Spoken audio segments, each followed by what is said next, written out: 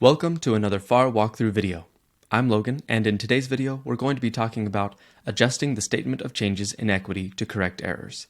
And we're going to be doing that the SuperfastCPA way, which is diving straight into questions to learn the material. If you don't know much about our strategies, make sure you go to SuperfastCPA.com and check out our free 1-hour webinar training. We teach the key ingredients to passing the CPA exam, and again, it is only 1 hour, it is free, and we will show you how to be effective and efficient with your studying so you don't waste any time. The link will be in the description, so make sure you go check that out.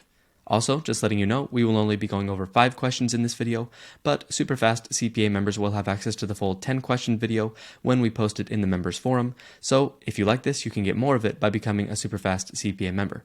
With all that said, let's dive straight into the questions. Alright, here we are at question 1. The following balances are reported on ABC Company's Statement of Financial Position. They have assets of cash $200,000, accounts receivable of $150,000, inventory $300,000, investments $50,000, and that includes $30,000 of ABC common stock, and this is ABC Company, so their own stock. Equity has common stock of $500,000, additional paid-in capital of $200,000, and retained earnings of $400,000. So what should the total equity be based on the information that we just received? Now, it looks like it would be pretty easy, but if you're not super familiar with equity and the things that might affect it, then you might not know what adjustment should have been made. So let's go ahead and dive straight into the answer to see what might have been missed here. All right, the answer is B, $1,070,000. So let's walk through this to see why this should be the case. To determine the correct total equity, we need to adjust for the repurchase of common stock, which was incorrectly recorded as an asset under investments. The $30,000 of repurchased common stock should be reclassified from investments to Treasury stock, a contra equity account. So the investments shouldn't have been $50,000, it should have been $20,000 because you take out that $30,000 of common stock that is ABC's own common stock. So that would be Treasury stock. Treasury stock will be recorded in the equity section, reducing the total equity by $30,000. So you have the original, which was common stock, additional paid-in capital, retained earnings, all that adding up to be $1,100,000. And that might have been what you thought it would have been. But again, because the Treasury stock should have been there as a contra account, you have to subtract that from the total equity, giving you $1,070,000 of total equity. So this might be something you would look for when you're adjusting your own books or adjusting a client's books to get it to be correct. Don't forget that if the company has their own common stock, it's not included in investments, it's actually Treasury stock, which reduces equity. So that's one adjustment that you might need to do. Let's go to the next questions. All right, here we are at question 2. Sunrise Corporation has the following unadjusted balances in its retained earnings accounts at the beginning of the year. So they have appropriated retained earnings for plant expansion, that's $100,000, and they have unappropriated retained earnings of $250,000. During the year, they had the following transactions. They had earned a net income of $150,000. They completed the plant expansion project for which $50,000 of retained earnings had been appropriated. So it looks like one of the plant expansion projects was completed and it had $50,000 appropriated for it. Sunrise Corporation appropriated an additional $30,000 for a future legal settlement. Sunrise Corporation declared and paid dividends totaling $80,000. Now, Sunrise Corporation did not make any adjustments to the retained earnings accounts at year end. So they haven't made any adjustments, nothing. What should the ending balance of unappropriated retained earnings be after the correct adjustments? Okay, so there's a lot happening here, but you might not even know what appropriated retained earnings is, what unappropriated retained earnings is. You might not know what affects those. So let's go ahead and go straight to the answer to learn how to do this. All right, the answer is A, $340,000. Now there's quite a bit that goes into this and quite a lot that you might need to learn, so let's walk through this step by step. To determine the correct ending balance of unappropriated retained earnings, we have to follow the steps. First, we start with the beginning unappropriated retained earnings, that's $250,000. We add the net income for the year, which is $150,000, so that gets us to $400,000. Now, the funds that were appropriated to complete the plant expansion, which again, $50,000 of it was appropriated for that, and there was another $50,000 that's appropriated for a different plant expansion. We have to take those funds out of appropriated retained earnings and add it to unappropriated retained earnings, and we'll talk about that in a second here. And then you have to take funds out of unappropriated retained earnings to appropriate it for future legal settlement, so you subtract that, giving you $420,000. And then finally, you subtract dividends declared and paid. So that's pretty normal. So you end up with $340,000. Now, let's walk through what appropriated and unappropriated retained earnings are. Appropriated retained earnings are portions of a company's retained earnings that have been set aside for specific purposes. Companies typically appropriate retained earnings to ensure that they have enough funds to set aside for future projects, obligations, or contingencies.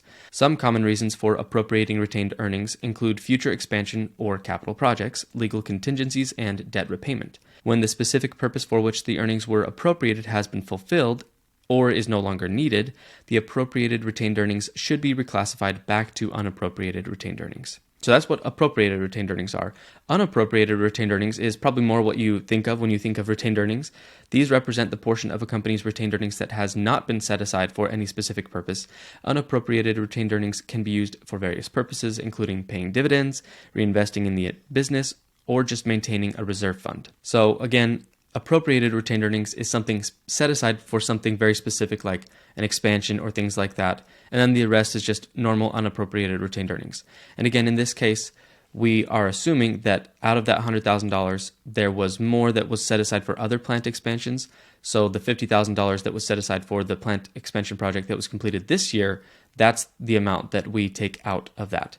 Now, there might be other times where it specifies otherwise, and so you'll know what to do at that point, but that was the case here. So that was just another thing that you might have to adjust on the statement of equity. So let's go to the next question. All right, here we are at question 3. PQR Ltd found that $20,000 in unrealized gains on available for sale securities were not recorded in the previous year. How should this error be corrected on the statement of changes in equity? Okay, so this is something that has to do with a previous year error. How does this affect the current year equity, and how are you supposed to do that?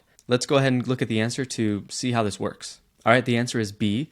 You would have to increase accumulated other comprehensive income by $20,000. So let's read why. Unrealized gains on available for sale securities should be included in other comprehensive income, which then flows to accumulated other comprehensive income in equity.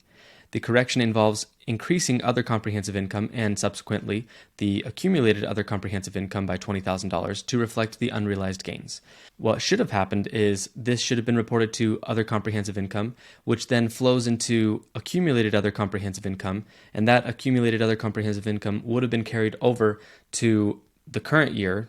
So there should have been $20,000 extra in accumulated other comprehensive income. Now, what is accumulated other comprehensive income? We've talked about it in the other videos, but I just want to give one more clarification about it right here. Accumulated other comprehensive income, or AOCI, is a component of shareholders' equity that aggregates gains and losses not included in net income, unlike retained earnings, which accumulates net income not distributed as dividends. AOCI includes items like foreign currency adjustments and unrealized gains and losses on investments, which bypass the income statement and directly affect the equity section, reflecting changes in asset or liability values that have not yet been realized. Basically, AOCI is to OCI what retained earnings is to net income. So other comprehensive income flows into accumulated other comprehensive income and shows up in equity, just like how net income flows into retained earnings and shows up in equity. It's just two different parts of income, the accumulated other comprehensive income and retained earnings.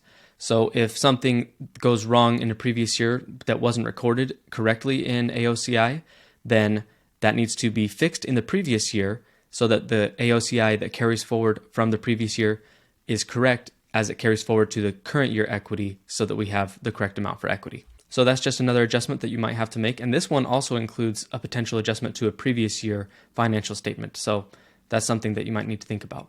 Let's go to the next question. All right, here we are at question 4. Rise Enterprises has provided the following from the trial balance as of December 31st. Common stock of $100,000, additional paid-in capital of $30,000, retained earnings at the beginning of the year, so this is just the retained earnings from the beginning of the year, $20,000, dividends declared, $10,000, and net income of $40,000. Rise Enterprises claims that their total equity as of December 31st is $190,000. Is this correct? So basically it's asking us to calculate what the actual equity is to see if they are calculating it correctly. So go ahead, pause the video. This shouldn't be too difficult. You've probably done this kind of stuff before at work, and also we've been talking about it in previous videos. So go ahead, calculate this, and come back when you're ready. All right, the answer is C, no, dividends declared has been omitted. So no, the equity was not correctly calculated by the company, so we would have to adjust that. So let's read why. To determine if the total equity is correct, we need to calculate the total equity. And again, this is pretty simple. So we have to first calculate retained earnings because that's a big part of equity.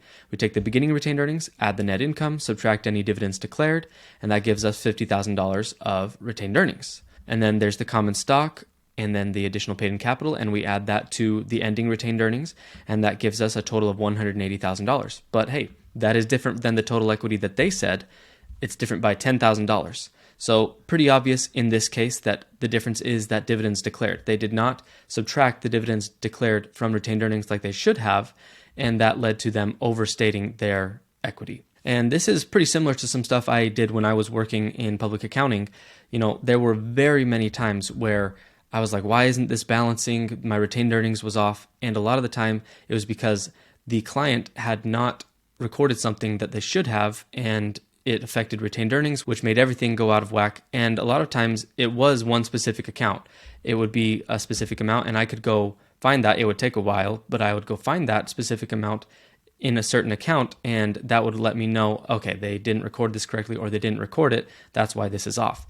So this is a common error that you might need to correct, and that's why we're going over it here for the CPA exam. Now let's go to the next question to learn a little bit more. All right, here we are at question 5. Which of the following statements is true regarding the adjustment of the statement of changes in equity for the correction of errors? So we've kind of talked about this actually. Which one of these is true when it comes to adjusting the statement of changes in equity? So pause the video again if you need to, think through these different responses, and when you're ready, come back, we'll look at it together. Okay, the answer is pretty simple. A, errors from prior periods should be corrected by restating the beginning balances of equity accounts for the earliest period presented. Basically, what that's saying is if there's an error in a prior period, you have to correct that error so that, again, then the AOCI or the retained earnings flows correctly to the current year so that you can then have the correct amount for the current year equity. Correcting prior period errors involves restating the beginning balances of equity accounts for the earliest period presented. This ensures that the errors are corrected retroactively, providing accurate and comparable financial information. So again, if there's an error from a previous year that's affecting your current year equity, you need to fix that error so that it flows correctly and you can have the correct amount in the current year. So that's question 5. We've gone over a lot of things in just 5 questions. Before we go any further, let's do one more part of the process called pillar topics. Now, the idea behind pillar topics is as you're going through the questions to learn the material, you will notice things that keep popping up.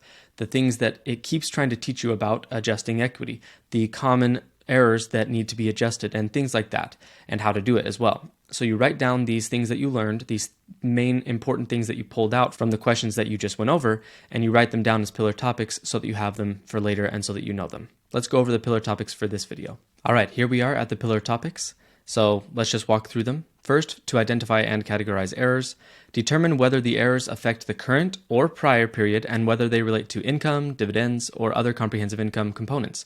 Accurate categorization is crucial for appropriate adjustments. And again, that's important because depending on what the adjustment is, it'll affect retained earnings, or it'll affect other comprehensive income or accumulated other comprehensive income. It might affect common stock. So you need to know where things are supposed to go and whether they affect the current or the prior period. And one of those things is treasury stock. Treasury stock should be in equity. Treasury stock represents the company's own shares that they have repurchased and are held in the company's treasury.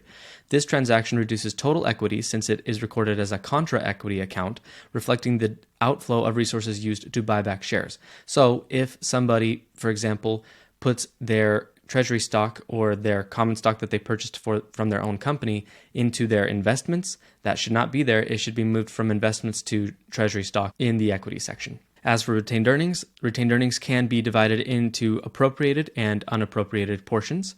Appropriated retained earnings are set aside for specific purposes, such as future expansion or debt repayment, while unappropriated retained earnings are available for distribution as dividends or reinvestment in the business. And unappropriated retained earnings is probably more what you think about when you think of retained earnings, but there can be times where they set aside the retained earnings for something specific. For prior period errors, you have to restate the beginning balance of retained earnings or other affected equity accounts such as AOCI to reflect the corrections. This ensures that the opening equity figures align with the corrected financial information. So again, you have to correct the previous year stuff so that it flows correctly to the current year so that you can then do the current year adjustments and the current year calculations with the correct numbers and end with the correct equity. And with that, those are some of the most common adjustments that you can make to the statement of changes in equity.